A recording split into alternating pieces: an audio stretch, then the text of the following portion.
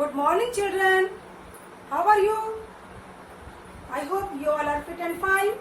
Today we are going to read the chapter The Narayanpur Incident. Yesterday we have read up to para number, it is 19, right?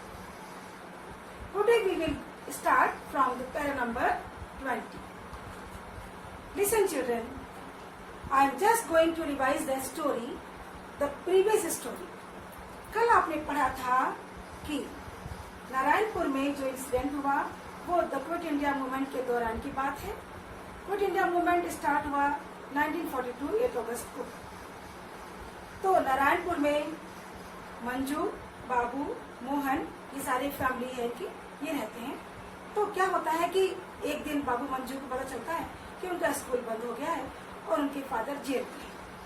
और तो फिर वो लोग छोटे से कस्बे नारायणपुर में सेटल हो जाते हैं। पता चलता है बाबू को कि उसका ब्रदर मोहन जो कि कॉलेज में है वो एक प्रोसेशन में पार्टिसिपेट कर रहा है।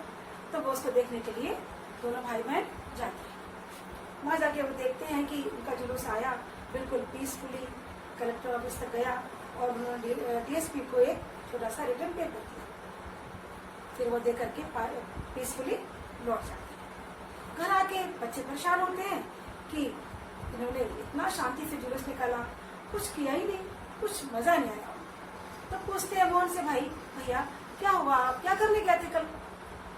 तो मोहन बताते हैं कि हमारा जुलूस पीसफुल था क्योंकि हम किसी तरह का दंगा नहीं करना चाह रहे थे। हमने जो रिटर्न पेपर दिया वो युद्ध का ऐलान था कि या तो अंग्रेजों भारत छोड़ दो या परिणाम मुकदमे के लिए तैयार हो जाओ। और हम वहाँ पे झगड़ा करने नहीं गए थे कि हम जेल में डाल दिए जाएं तो हम आगे का काम कैसे करेंगे। तो फाइनल उन्होंने बताया अपने भाइयों, अपने ब्रदर सिस्टर को कि हमारा जो था प्लानिंग उसके अकॉर्डिंग हमने पीसफुल प्रोसेशन निकाला। तो now we are going to start from paragraph number 20। All of you ready? बच्चों को कुछ हम वर्ड मीनिंग बताते हैं, उसको अंडरलाइन करा करिए, उसको लिख भी लिया कीजिए। Okay. Suman and another boy turned up after they had finished their dinner that night. जब सबने उस रात को डिनर कर लिया तभी उन्होंने देखा कि सुमन और एक दूसरा कोई बॉय है वो दोनों घर आए। The boy staggered in with a large newspaper covered parcel in his hand. जो बॉय था सुमन के साथ वो एक बहुत बड़ा सा कवर्ड पार्सल था जो कि न्यूज़पेपर से कवर्ड हो रहा था। वो अपने हाथ में लेकर आ रहा था और यूं चल रहा था कि मानो गिर जाएगा, क्योंकि जो उसके हाथ में था ना पार्सल बड़ा हैवी था। उसको लेके वो लड़खड़ाता हुआ आगे आ रहा, लड़खड़ाता हुआ आगे चल रहा था। Here, let me help you, said Mohan. Mohan ने देखा और बोला, अरे मैं आपकी हेल्प करता हूँ। माई रूम ओके अम्मा? उसने वहीं से जोर से आवाज लगा के पूछा कि अम्मा क्या मेरा रूम तैयार है? No, I think the puja room is better. अम्मा ने कहा कि नहीं, तुम्हारा रूम नहीं, मुझे लगता है कि पूजा का रूम ज्यादा बेहतर है इस काम के लिए, इसको जो तुम ला रहे हो उसको रखने के लिए। A light there will look more normal. उसने कहा कि वहां पे जो लाइट है नॉर्मल रहेगी, तुम्हें काम करने में इजी रहेगा। राइट एज यूजुअल अम्मा, द पूजा रूम।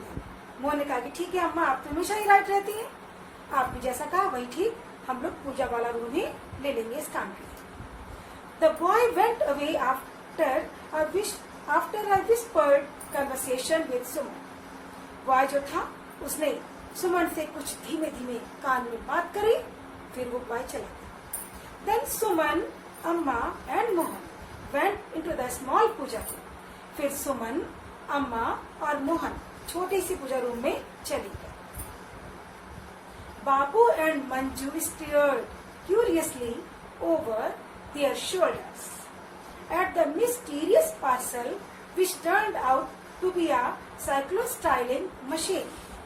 अब बाबू और मंजू को कुछ समझ में नहीं आ रहा था। वो स्टीयरिंग, वो जो पार्सल था उसको वो घूर रहे थे, लगातार देख रहे थे, क्यूरियसली जिज्ञासा से देख रहे थे कि ये इतना रहस्यमय सा पार्सल है क्या जो अपने ये शोल्डर पे लाद के रख कर लाए हैं, ये क्या है। अब जब वो उन्होंने देखा तो ये साइक्लोस्टाइलिंग मशीन थी।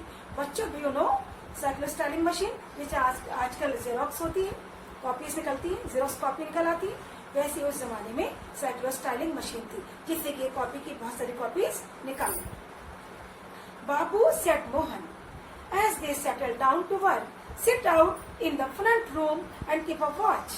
बाबू ने कहा, मोहन ने कहा बाबू, जब मोहन काम में लग गया उसने आवाज लगाई, बाबू तुम फ्रंट रूम में सामने बैठ जाओ और वॉच, सामने के रूम में बैठ जाओ और सामने गेट पर नजर रखो, वॉच करो।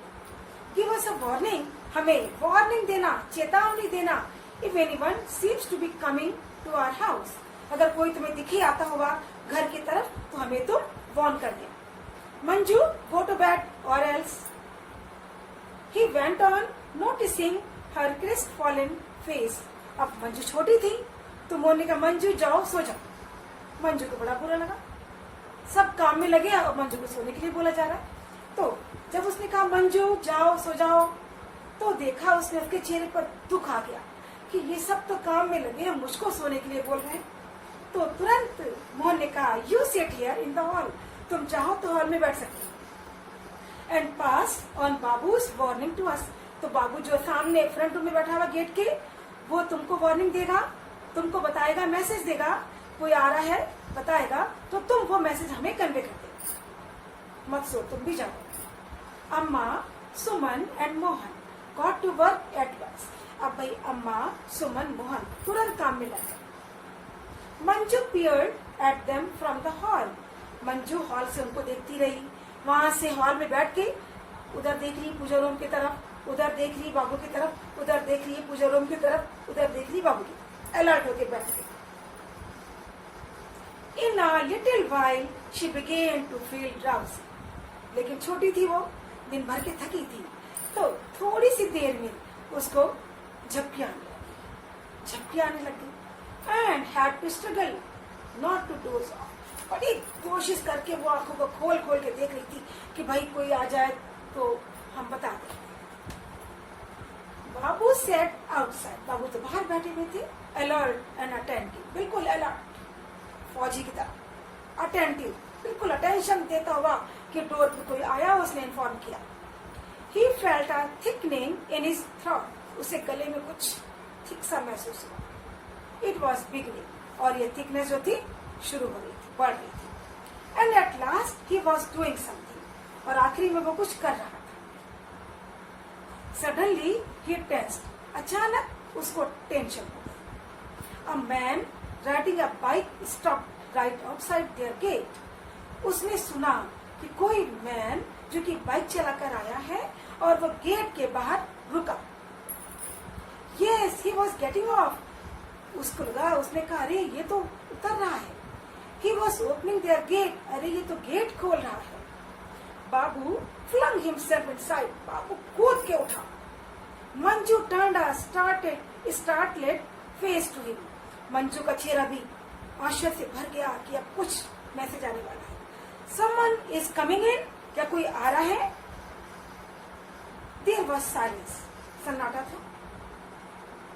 From inside the puja room के अंदर 3 faces looked at him. तीनों चेहरे उनको देख रहे थे, मंजू को और बाबू को, 3 चेहरे। Who were these 3 faces? अम्मा, Mohan and Suman. They were looking at him. At him किसको देख रहे थे वो? मंजू को नहीं, मंजू तो बीच में आश्चर्य में पड़ी थी, बाबू को देख रहे थे। Then अम्मा got up, तब अम्मा उठी and came, और बाहर आई, फॉलोड बाय मोहन, पीछे पीछे मोहन भी आए। सुमन स्टेड इनसाइड, सुमन अंदर ही रहे। And Mohan close the door of the room, और मोहन ने पूजा का रूम बंद कर। मंजू टू बैठ, बाबू यू टू। तुरंत मोहन ने कहा मंजू बैठ में जाओ, और बाबू तुम भी जाओ। There was a knock on the door. अब क्या हुआ बच्चों? डोर पर किसी की नॉकिंग की आवाज, खटखट की आवाज। बाबू रश टू हिज रूम, बाबू दौड़ के अपने कमरे में पहुंचा। अनरोल्ड हिज बेडरोल, बच्चों बेडरोल होता है ना, बिस्तर बंद रखे होते हैं, तो उसने बेडरोल को अनरोल किया, खोला। And three himself on it, बिछाया अपना बेडरोल, और उस पर वो लेट गया। Who is there? अम्मा कॉल। अम्मा चिल्लाई, कौन है? Mohan, go and see who is it. अम्मा ने कहा, मोहन देखो कौन आया है, पता करो जाओ। Manju, who had got into her bed too, noticed that though Amma's voice was steady, her hands trembled. Manju ने महसूस किया, मंजू अपने बेड में थी, परंतु but she noticed, she felt, उसने ध्यान दिया, उसको महसूस हुआ कि उसकी माँ की आवाज में दृढ़ता थी, लेकिन आवाज में हल्की सी कंपन भी था, उसके हाथों में कुछ कंपन भी था, हाथ कुछ डर से कांप भी रहे थे। मोहन केम इन सेइंग, अम्मा it's Patil the sub inspector. Mohan देखकर आए गेट से और बोले, अरे माँ ये तो मिस्टर पाटिल है, सब इंस्पेक्टर मिस्टर पाटिल आए हैं। I haven't come to trouble you, a strange voice said. The person who was the sub-inspector, Mr. Patil, came in. अंदर आए। उनकी आवाज बहुत ही स्ट्रेंज थी। उन्होंने कहा, देखिए, I haven't come to trouble you. हम आपको कष्ट देने नहीं आए हैं।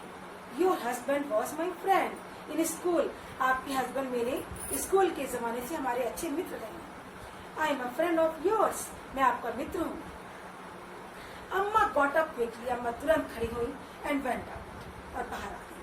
जब उसने मिस्टर पाटिल ने ये बात वहां पे बोली तो अम्मा सुनकर के तुरंत बाहर आई। Manju waited a moment, Manju ने एक मोमेंट के लिए वेट किया एंड फॉलोड, और अम्मा के पीछे पीछे वो भी चली गई। There was Babu coming out of his room making a show of having woken out of a deep sleep. अब बाबू भी कहाँ रुकने वाले थे? मोहन गए, अम्मा गई, मंजू भी गई। अब बाबू कैसे रुकते? तो बाबू भी आए, अपने रूम से बिस्तर से निकले, रूम से बाहर आए, और ऐसे आए आंखों को मलते हुए, ऐसे आए मानो बड़ी डीप स्लीप में हो, बड़ी गहरी नींद से जागे हो, ऐसी एक्टिंग करते हुए वो भी अम्मा के पीछे पीछे, मंजू के पीछे पीछे आ गए। The man was saying to Amma, yes, we were in a school together. Oh, he was. अब जो मैन था वो अम्मा से कह रहा था कि yes, हम लोग, यानी कि हम कौन? Your husband and the policeman, Mr. Patil, they were in school together. They were schoolmates. And he was just going to say something कि वो तभी.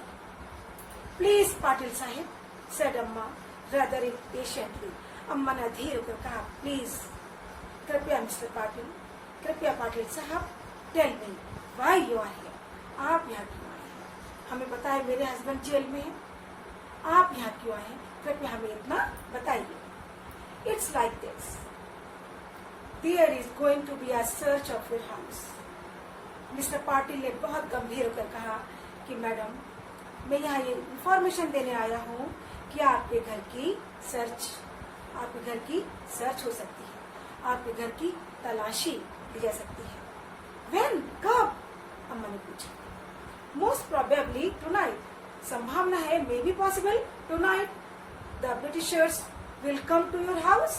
The police will come to your house and they will search in your house. I heard the Sahibs talking.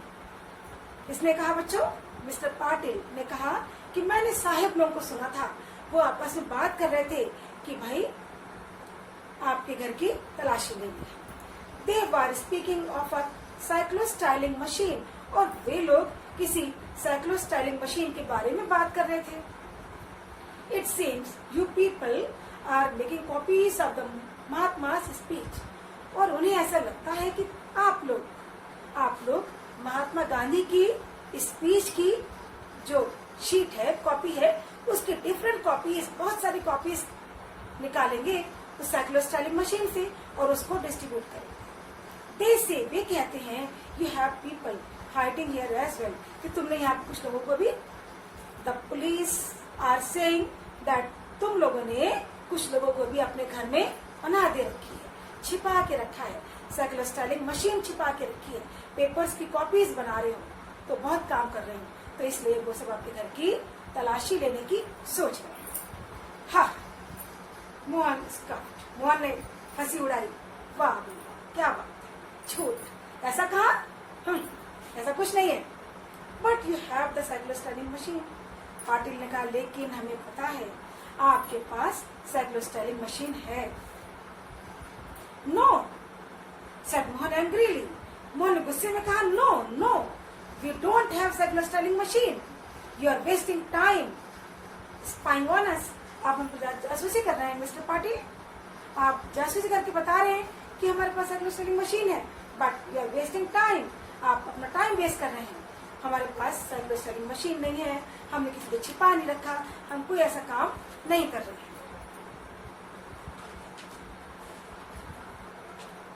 Tell me, the man ignored Mohan and spoke to him. Mohan ने ignore किया, sorry man ने, mister Patil ने मोहन को ignore किया कि इसकी बात ही नहीं सुनी। उसने कहा अम्मा से, स्पोक टू अम्मा। यस, उसने अम्मा से कहा please ma'am you tell me, you have cyclostyling machine? Yes, अम्मा रिप्लाई सिंपली। अम्मा ने बिना डर के, बहुत ही सिंप्लिसिटी के साथ, simply she answered yes. And Mohan made an angry hissing sound. सुन के मोहन गुस्सा आया, उसने कहा नो अम्मा, व्हाट आर यू सेइंग? क्या कह रही हैं आप? You don't have machine. लेकिन पाटिल जानते थे वेयर इज इट, कहाँ है मशीन? इनसाइड, अंदर।